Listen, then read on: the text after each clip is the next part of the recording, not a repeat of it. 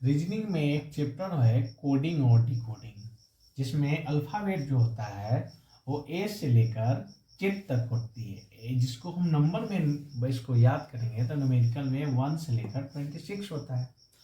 और इसमें क्या है, इसको याद करने की सबसे आसान तरीका है कि हम 3 का टेबल लेंगे। 3, 6, 9, 12, 15, 18, 21, 24, इसलिए लिखे 24 तक क्योंकि अल्फ़ाबेट में टोटल 26 डिजिट है। तो इसकी सहायता से हम इसके बीच के गैपिंग वाले 2 डिजिट, यानी एवरी डिजिट के बीच में 2 का गैप है ना। 3 से 6 बीच में डी और ई का गैप है, 6 और 9 के बीच में जी और एच का गैप है, 9 और 12 के बीच में जे के का गैप है, 12 और 15 के बीच में एम एन का गैप है। इसी तरह 15 और 18 के बीच में पी क्यू है, 18 और 21 के बीच में एस टी है, और 21, 24 के बीच में वी डब्ल्यू है। तो इसको हम शॉर्ट में लिख सकते हैं सी एफ आई, ऊपर वाले को एक जगह लिखते हैं CFILORUX। इसको हिंदी में अगर याद करेंगे तो कफीलो रक्स बोल सकते हैं। इसकी सहायता से हम पूरे अल्फ़ाबेट को 1 से लेकर 26 तक याद कर सकते हैं। अगर कोई क्वेश्चन पूछ दे अंग्रेजी वर्णमाला में बाएं से 16वां अक्षर कौन होगा, यानी अल्फ़ाबेट में इधर से 16वां अक्षर यानी 16 जो डिजिट है, नंबर है, इसका वैल्यू क्या होगा।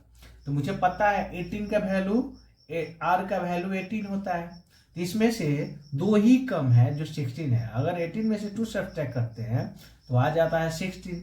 16 जब आ गया तो 16 जो वैल्यू होता है वो पी का होता है, यानी बाएं से 16 का वैल्यू पी आ जाएगा। इसी तरह हम बहुत हार्ड क्वेश्चन को हम एक आसान चुटकियों में सॉल्व कर सकते हैं।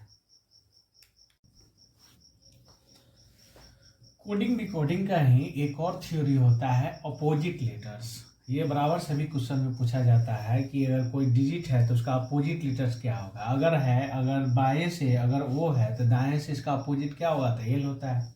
या तो इस तरह इसको लिख के याद करना थोड़ा डिफिकल्ट लगता है, पर इसको आसान करने का सबसे बहुत ही इजी तरीका है कि अपोजिट लेटर्स को निकालने का तरीका है। अगर हम opposite letters A B C D यानी क्लॉकवाइज ले लिए, इसका anti clockwise Z Y X W लेते हैं। अगर ए का वैल्यू 1 है, जेड का वैल्यू 26 है, बी का 2 है, वाई का 25 है, सी का 3 है, एक्स का 24 है, डी का 4 है और डब्ल्यू का 23 है। तो इसमें हम देख रहे हैं दोनों को अगर डिजिट को हम ऐड करते हैं तो सबका वैल्यू 26 और 1 27, 25 और 2 27, 24 और 3 27, 23 और 4 27, यानी दोनों का अपोजिट को हम ऐड कर देते हैं तो सेम वैल्यू आ जाता है। तो इससे एक ये फॉर्मूला निकल रहा है कि अगर किसी भी डिजिट को अगर अपोजिट निकालना हो तो जेड का अपोजिट क्या होगा। तो जेड का वैल्यू अगर हम लिख देते हैं 27 में से जेड का वैल्यू अगर सब्सट्रैक्ट कर देंगे तो 1 ए का वैल्यू निकल जाएगा। अगर एल का अपोजिट लेटर्स क्या होगा, तो अपोजिट सबका जो सम है वो टोटल जो सम है वो 27 आता है। तो हम किसी भी डिजिट का अपोजिट निकालना हो तो टोटल सम में से उस डिजिट का वैल्यू सब्सट्रैक्ट करने के टोटल सम 27 आता है और एल का 11 आता है। तो 27 में से 11 को सब्सट्रैक्ट करते हैं तो ये 16 आता है। और जो 16 जो डिजिट वैल्यू है, नंबर है, ये अल्फ़ाबेट में ये पी का वैल्यू आता है। तो इस हम फॉर्मूले से किसी भी डिजिट का अपोजिट लेटर्स निकाल सकते हैं बहुत ही आसान तरीका से। अगर जैसे मान लो कि आप एन का अपोजिट लेटर्स क्या होगा,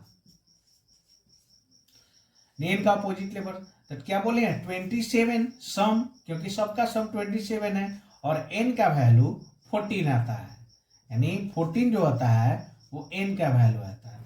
तो 27 में से 14 को अगर हम सब्सट्रैक्ट करेंगे तो ये 13 आता है। 13 जो होता है ये एम का वैल्यू आता है। यानी इस फॉर्मूले से हम किसी भी डिजिट का अपोजिट वैल्यू बहुत ही आसान तरीका से निकाल सकते हैं।